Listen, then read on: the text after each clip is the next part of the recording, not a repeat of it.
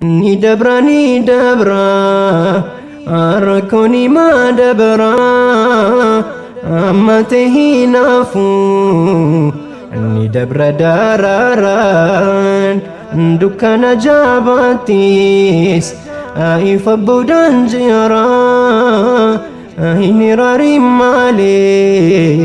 Arakona matara Nidabra Arakoni madabra Amate hinafu Nidabra dararan Dukana jabatis Aifa budan jira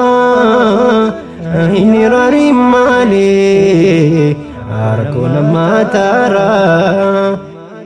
Inni pati rabbu mjira Isa salbani kasa sirra Rakum boda gamechu jira Iyada inni si ofirra Hinjin kami rabbu mjira Isa salbani kasa sirra Rakum boda gamechu jira Iyada inni si ofirra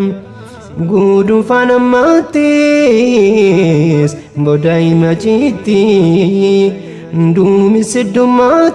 sedumatis Bodaro badalti Kana finirari Unduni dabarti Rakko taate hinaftu Boda furmaanini nabamtu Ulfati fagalti mulatus Bodani diyatu Rabbi guddatun tun jabatu Nufura waan nutti ulfatu Dhiphachuuf yaada'uun hin taatu Obsaan tattaafatu Ni dabra darara Ni dabra darara Ni dabra Rakoni ma dabra Ni dema Cinka fi darara Ni dufa Gammachun ni dufa Fedni Rabbi gufta Rakona ra lufa Ni dufa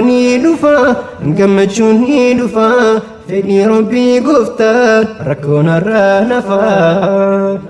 Ni dabra Arakoni madabra Amate hinafu Ni dabra dararan Dukana jabatis Aifa bodan jira Hinirari male Arakona matara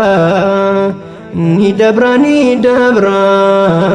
Arakoni madabra Amate hinafu Ni dabra dararan Dukana jabatis Aifa bodan jira Hinirari male Arakona matara Inni pati rabbu majira Isa salbani kasa sirra Rakum boda gamechu jira Iyada inni si ofirra Injin kami rabbu majira Isa salbani kasa sirra Rakum boda gamechu jira Iyada inni si ofirra Rabbi malikamu Wanta dabri adimu Arakkum frakisanis Ima jijjiramu Inni pati male Ifni dufa yomu Gari si fintu nipatun Furmata fayya fi sintatu Cinka mumbu'ani nargamtu Obsaan tarkaanfatu Guyyaan hunduu waliin fakkaatu Boris kan birootiin beekamtu Waan Rabbi irraa ta'uu hin beektu